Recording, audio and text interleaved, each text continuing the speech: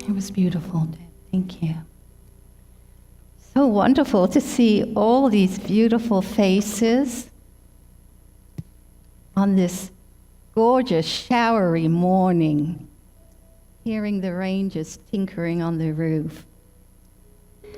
My message this morning is, I can only imagine.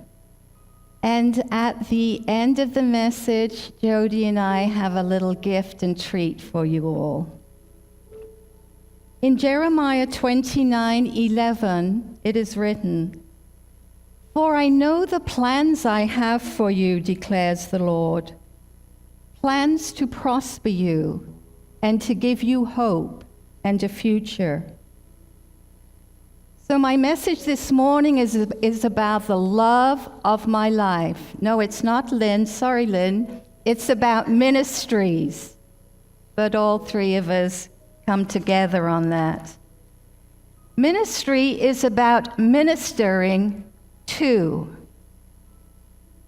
In John 13:34, John wrote, Jesus said, "I give you a new commandment, that you love one another, just as I have loved you."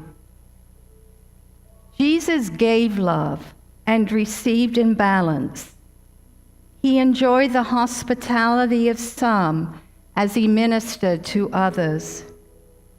His ministries included healing, teaching, feeding, and manifesting miracles. Some tasks of ministry may include reading to the sick, perhaps threading 100 needles for a blind person as she continues her stitching, serving refugees in a refugee camp so they may eat the following day, and perhaps going to wash the hair of the elderly. Ministries are as numerable as there are people on the planet. We have right now between 5 to 6 billion people on planet Earth, and each individual has a ministry because each individual has been given God-given talents and gifts in which to fulfill that ministry. So you can imagine the amount of ministries that are available. It's huge. It's worldwide. And it's beyond a scope that even my little mind can understand.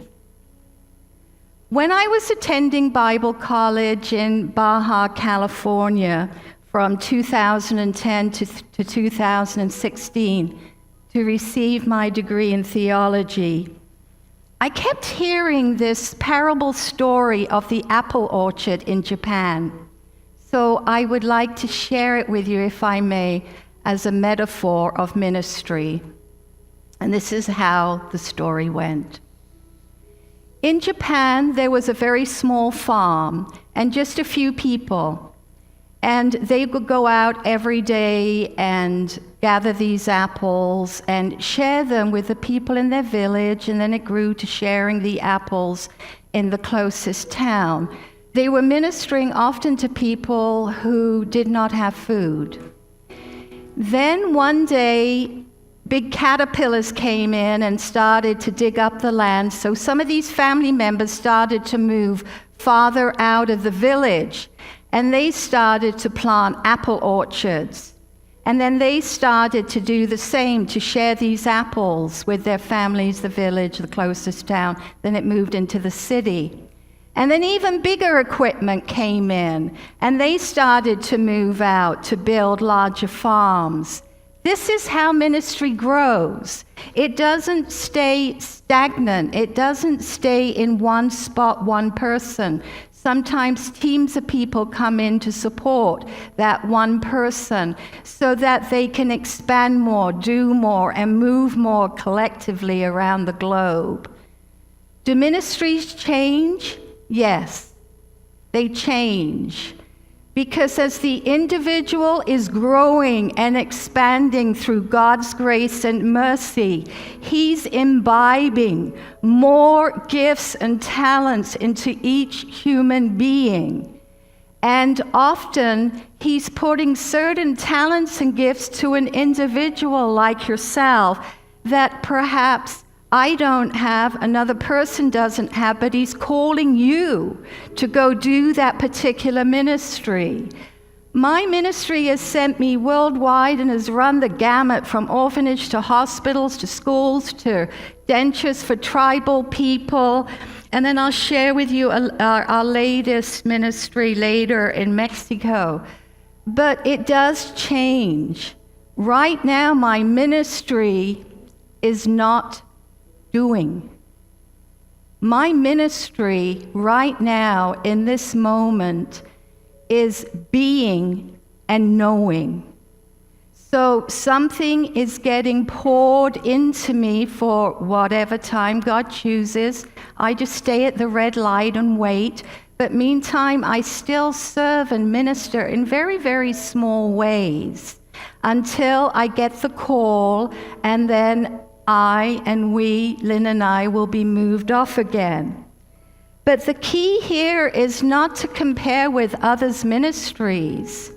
There are so many beautiful ministries, just perfect for each one of you, which is really going to fulfill you, bring you closer to God, and it just stretches and stretches and stretches you.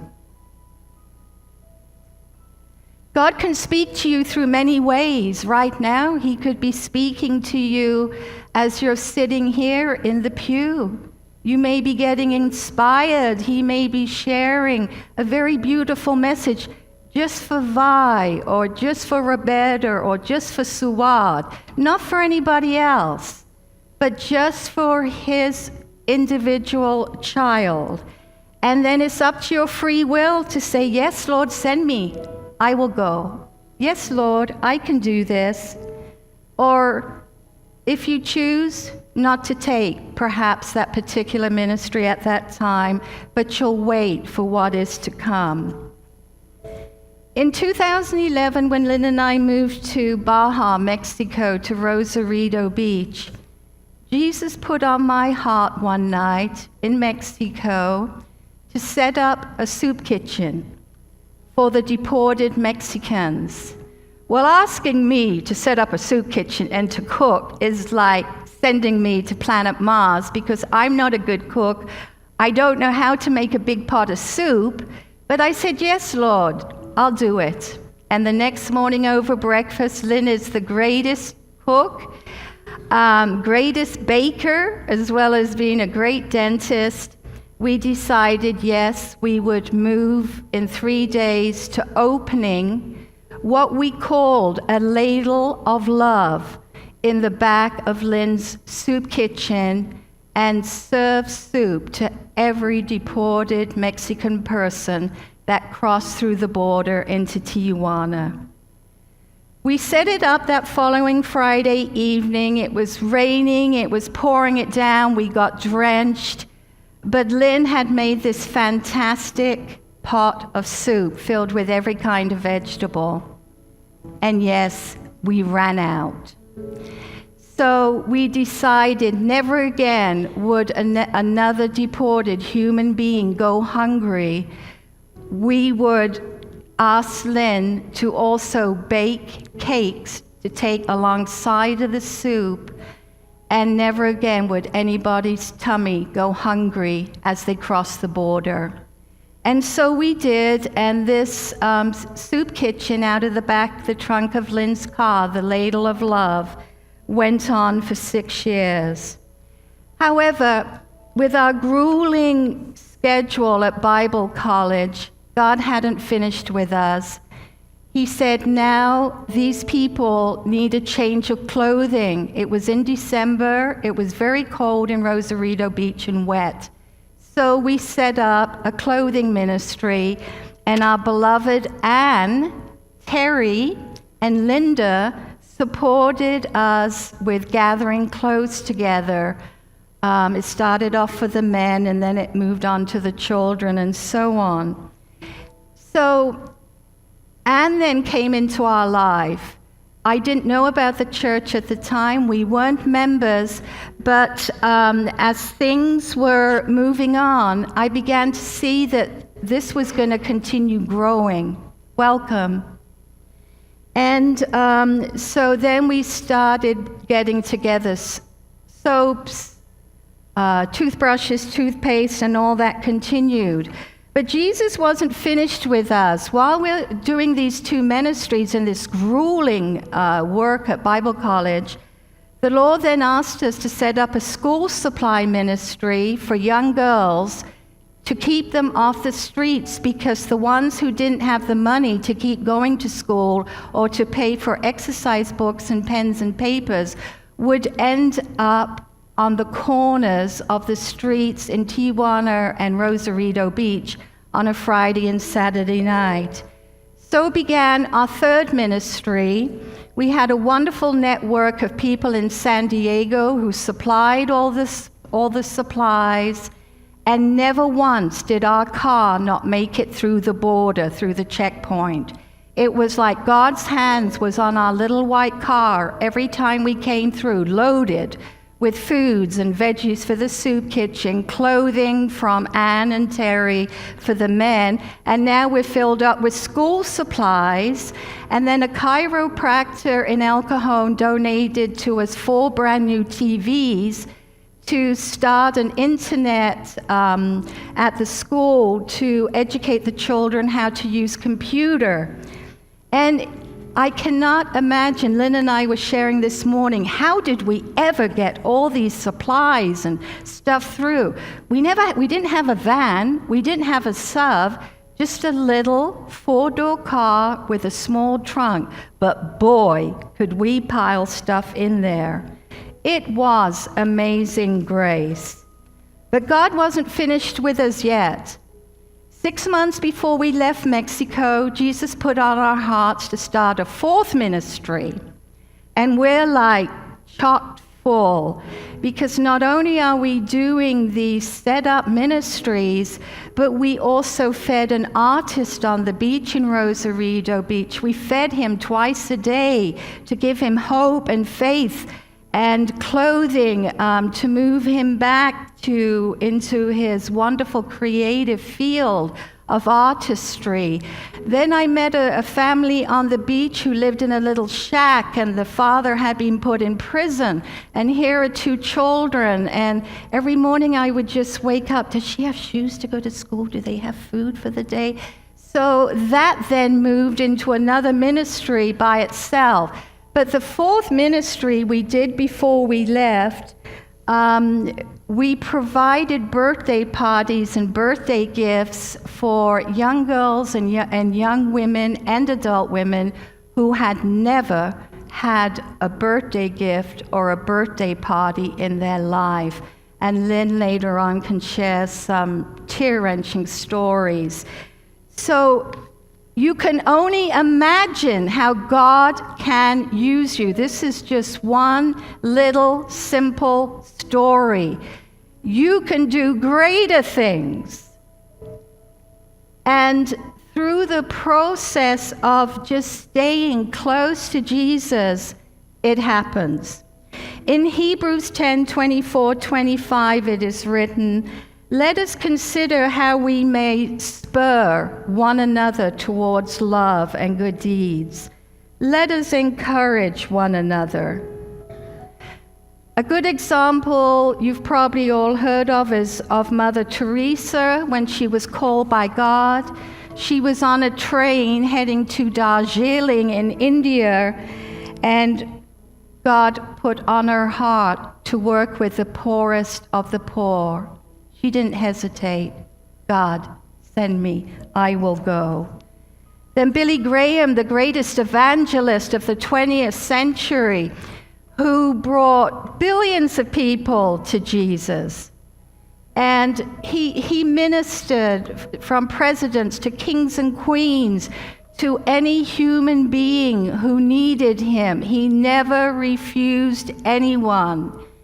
And he started as a young adult, and his ministry stayed the same throughout his life.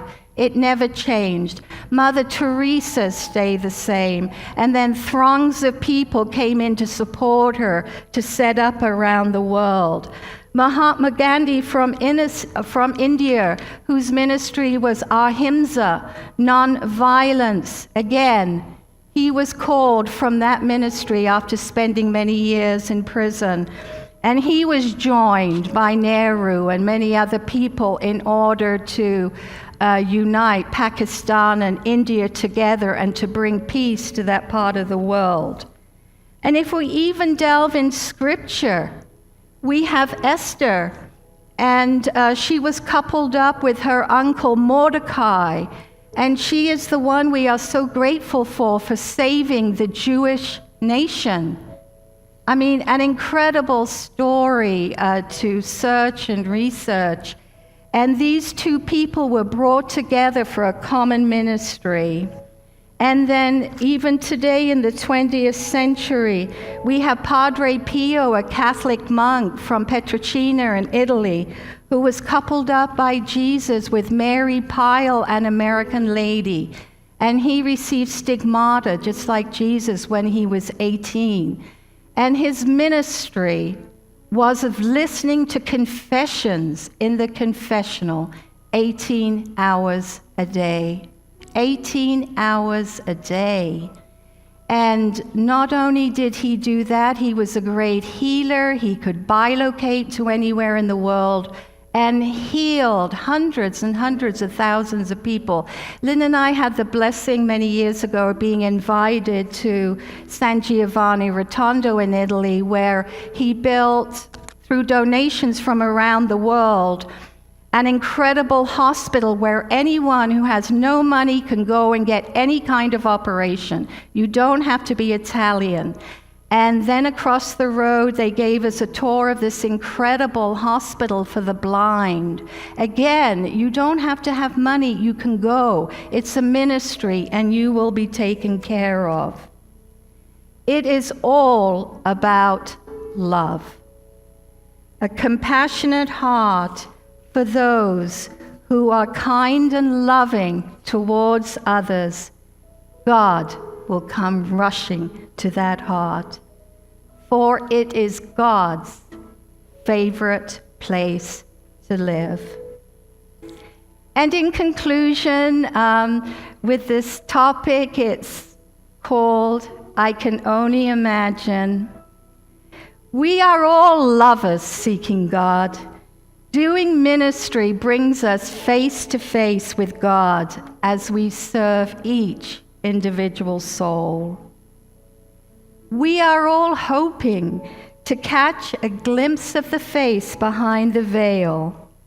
And now, Maestro brings us to the song by Bart Mallard, I Can Only Imagine.